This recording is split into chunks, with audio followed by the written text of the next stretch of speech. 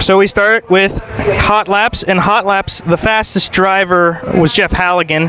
Time trials were done, 2 laps for every car, 2 cars on the track at a time, and at the end of that, the top 5 setting up the heat races were Tyler Courtney, Logan Wagner, Corey Eliason, Gio Selzy, and Anthony Macri. They were the top 5 of your 49 drivers who were lining up to go to heat races.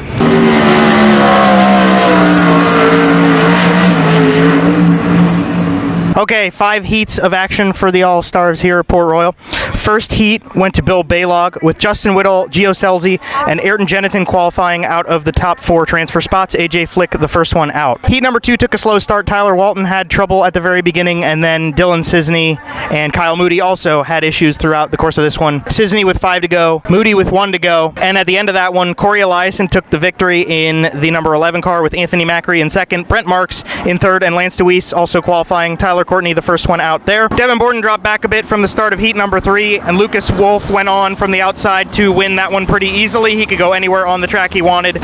Lucas Wolf winning that one over Logan Wagner, Devin Borden, and Rico Abreu with Zeb Wise, the first car out. Heat number 4, Danny Dietrich and Freddie Raymer had a nice battle throughout the course of that one. Dietrich won over Freddie, then Cy Lynch and Justin Peck qualified with Kyle Reinhardt, the first one out.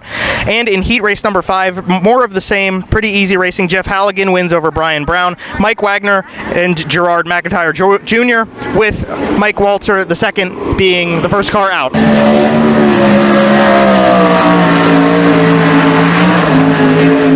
10 cars started the C main. At the end of it, Zach Hampton and Tyler Reeser were up front.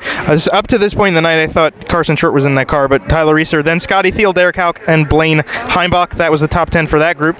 The dash came up after that. Jeff Halligan ended up leaking something on the track at the very end of the dash, so that was something to watch going into the feature. But Bill Baylog was gone, and he won the dash over Anthony Macri, Justin Peck, and Danny Dietrich. That makes up the front rows of the A main. But before the A main, we had to go through the B main.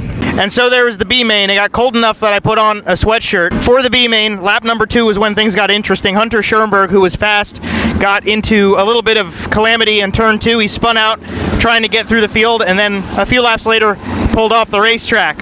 AJ Flick was going sicko mode up top while Tyler Courtney and Dylan Cisney raced for the lead of the B main. They were the front row.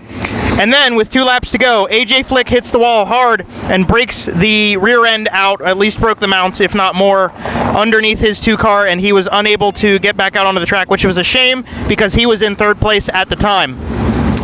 A green-white checker situation. Kyler Courtney had taken the lead and he was gone, and so the final 4 transfers into the A main were Tyler Courtney, Dylan Cisney, Mike Walter second, and Kyle Reinhardt, Zeb Wise, and Chris Wyndham, the first 2 cars out. What do you think about that?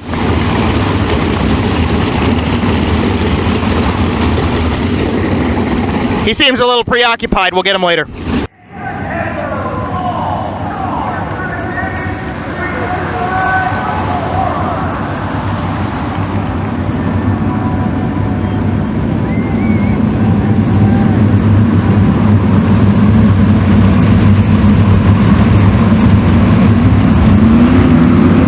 Hello.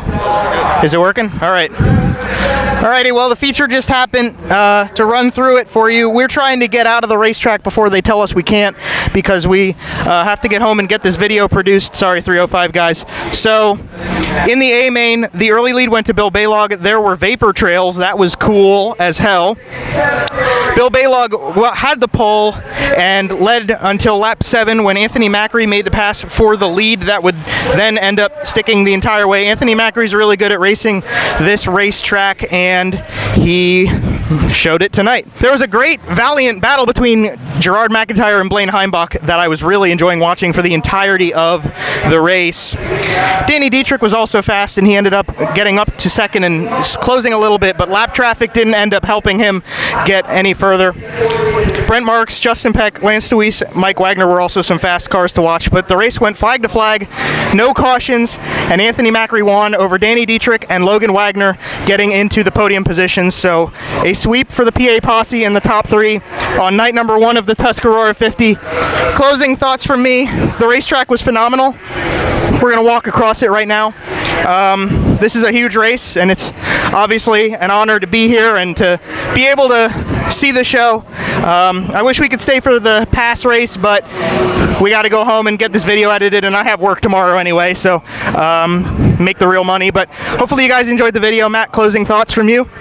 Really great race. It was fun to watch Logan Wagner come from 8th place with like 10 laps to go to charge up to 3rd. Really good run out of him, and as you expect, he's going to be good in traffic here. That's why he's leading the points. So good first night at the Tuscarora 50 for sure. Absolutely. So thank you guys so much for watching. I don't think I'm going to be here tomorrow night, but I'm definitely going to be here Saturday. I'm actually bringing a special guest with me who I don't know if I'm going to videotape, but she'll be here with me. Wink. Thank you guys once again for subscribing if you did, and if you liked what you saw, give it a like and share it, and let the world know that we're out here trying to make the world of sprint car racing a better place. Be safe, and we'll see you next time.